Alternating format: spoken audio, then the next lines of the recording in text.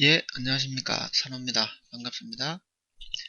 오늘은 제가 지방 갔다가 녹음을 할 시간이 부족할 것이다 이렇게 생각했는데 예상보다 조금 빨리 올라와서 녹음을 해봅니다. 여러분들께 무료 강좌로 오픈을 해드립니다.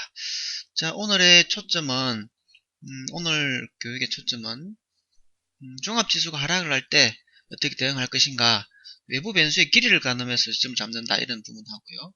그 다음 종합지수 차트 베이스를 참고해서 어떤 저점을 잡는다 이런 얘기와 그다음 한 가지 더 좋은 차트 베이스 중의 한 가지, 좋은 차트 베이스 한 가지, 이렇게 내용을 살펴보겠습니다. 자, 우선 외부 변수의 길이를 가늠하여 저점을 잡는다. 현재 상태는 어떤 상태냐면요, 예, 현재 이런 상태입니다. 최순실 게이트, 비선 최순실 게이트 상태인데, 오늘이 이제 오후 3시에 검찰에 출두를 한 상황이고요. 지금 현재 제가 녹음하는 시간은 오후 5시입니다. 그러니까 2시간 정도가 지난 상태죠. 그래서 지금 현재 상태는 이런 상태입니다. 최순실 게이트로 며칠 동안 장이 많이 안 좋았고, 그 다음 오늘 3시에 최순실이 검찰에 출두를 했고 수사가 이제 본격적으로 진행이 되는 이런 상태고, 박근혜 대통령의 어떤 최대 위기 또는 친박의 최대 위기가 있는 그런 상태입니다. 그래서 현재 상태를 사실은 이 재료가 며칠 정도 갈 것인가 라고 짐작을 할 수 있어야 되거든요. 그런데 종합지수로 살펴보면 우선 제가 많이 변했던 코스피는 이렇게 변했는데요. 요즘 많이 변하고 있는 코스닥에 대해서 좀 설명을 해보면, 그 재료의 길이가 며칠짜리인지를 알아야지만, 그러니까 꼭 며칠은 아니다 하더라도 재료가 3일 정도 가겠다, 아니면 그 재료가 5일 정도 가겠다, 아니면 그 재료가 2주 이상 가겠다, 3주 이상 가겠다, 이런 어떤 짐작을 할 수 있어야 되거든요. 예를 들어서 말입니다. 예를 들어서 예전에 우리 북한에서 연평도에다가 포격을 하지 않았습니까? 그죠? 연평도 포격했을 때나 그 다음에 천안함 이런 게 사건들이 터졌을 때를 예를 들어서 생각해 보면, 연평도 포격했는데 다음 며칠 만에 어떤 대북주들이 좋아질 리가 없죠. 그래서 이 재료는 최소한 몇 주 또는 몇 달 갈 것이다, 이렇게 생각을 해보면 관련주들은 최소한 몇 주 내지는 몇 달 동안 오르지 않을 것이다 라고 짐작할 수 있거든요. 또는 천안함이 비극됐을 때 누가 공격했는지, 기타 등등 누가 공격했는지, 북한이 했는지 안 했는지 진실을 파악해야 되고, 또 자초된 것도 건져내야 되고, 이런 시간들이 있지 않습니까? 그러면 이런 경우에는 어떤 대북주 같은 경우에는 재료가 예를 들어서 최소한 대북주는 석 달 안에는, 이렇게 생각을 하면 석 달 뒤에 사는 거거든요. 이렇게 되는데요. 이제 이렇게 생각을 해볼 수 있는데, 만약에 이렇게 또 얘기를 한번 해봅시다. 이렇게 본다면 대북주는 이렇게 볼 수 있는데, 예전에 그리스 사태 때, 그리스 사태 때, 이때는 한 2주 정도 갔어요. 2주 정도 갔는데, 사실은 2주에서 3주 정도 간 것 같습니다. 3주 정도 간 것 같은데, 저는 사실 이렇게 생각했습니다. 2주 미만, 이렇게 생각을 했습니다.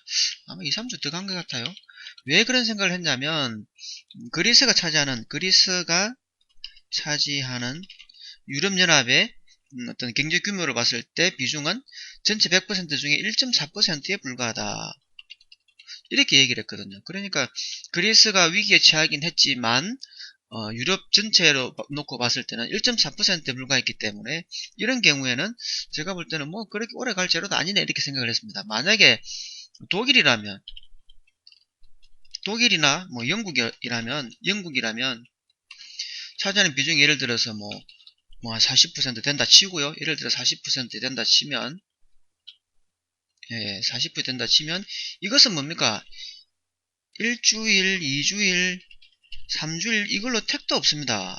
그죠? 이런 경우에는 몇 달 갈 수 있겠다, 갈 수 있다, 이렇게 생각을 하고 공격 자리를 몇 달 뒤로 잡아야 되거든요. 이렇게 잡아야 됩니다. 이렇게 잡아야 되는데, 지금 현재 우리나라에서 벌어지고 있는 박근혜 그 다음에 최순실 게이트는 이게 시작된 지 뭐 좀 됐죠. 며칠이 지났는데 이게 며칠 정도 더 갈지 가늠하기가 조금 어렵다라는 것이 문제입니다. 왜냐하면 그 야당에서는 이것을 빌미로 해서 끊임없이 정부의 무능함이나 어떤 박근혜 정부의 실패론을 끊임없이 길게 가져가려고 할 것이고, 또 수습하려는 입장에서도 쳐다보면 쉽게 빨리 수습하기도 힘든 상황입니다. 그래서 우리가 이제 생각을 할 때, 이번에 최순실 게이트가 어느 정도 길이를 갈 것인가를 생각을 해보고 해야 되는데, 예를 들어서 오늘 최순실이 검찰에 출두했죠? 검찰 출두. 그래서 이 상황이 최악이라 생각하면, 오늘을 기준으로 해서 뭐 내일이든 모레든 뭐 한 3일 안에, 3, 4일 안에 또는 이번 주 안에 공격을 하는 것이고요. 이제 시작일 뿐이고, 전국이 더 어수선해지고, 최소한 9시 뉴스의 하이라이트를 장식하는 기간이 뭐 3주는 갈 것이다. 이렇게 생각을 하면은 3주 뒤에 공격을 해보는, 이렇게 정의를 할 수 있습니다. 그래서 제가 뭐 개인적인 의견을 오늘 누군가로부터 들었는데요. 최순실이 검찰에 들어가는 지금의 이 순간이 절정의 순간이 아니겠나, 이렇게 생각하시는 분들도 있더라고요. 그렇다면 어떻습니까?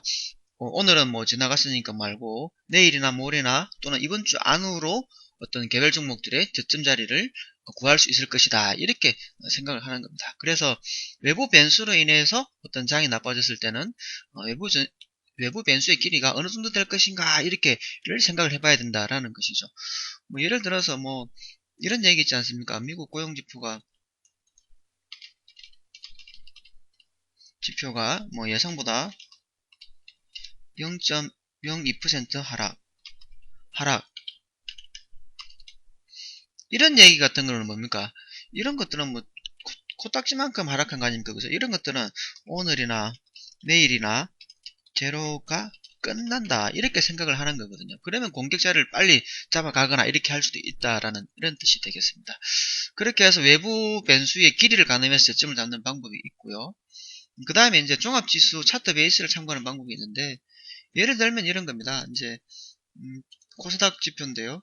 요 자리이거나 그 다음에 요런 자리이거나 이런 자리들이 전저점들이 기술적인 분석에 의해서 저점이 될 가능성이 있다, 이렇게도 볼 수가 있습니다. 그래서 오늘 624 찍은 자리가 전저점 부근이기 때문에 어떤 자리가 잡힐 수도 있는 이유가 될 수 있고요. 또 심하게 보면 이제 여기는 594를 찍었지만 600선을 어느 정도 지지해주는 자리가 오면 또 공격이 될 수 있다, 이렇게 생각을 하는 거죠.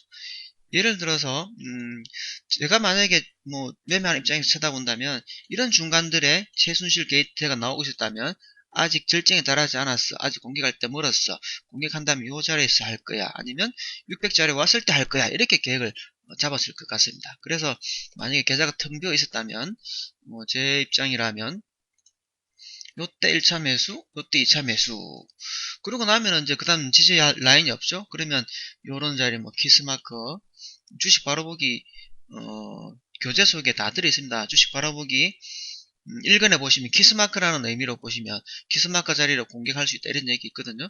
그러면 575나 575 또는 550이라는 라운드 피겨, 이런 자리에서 분할로 접근해 볼 수 있다, 이렇게 생각할 수 있겠습니다. 그래서 오늘은 제가 이제 최순실 게이트를 예를 들어서 여러분들께 짧게 설명을 드렸고요.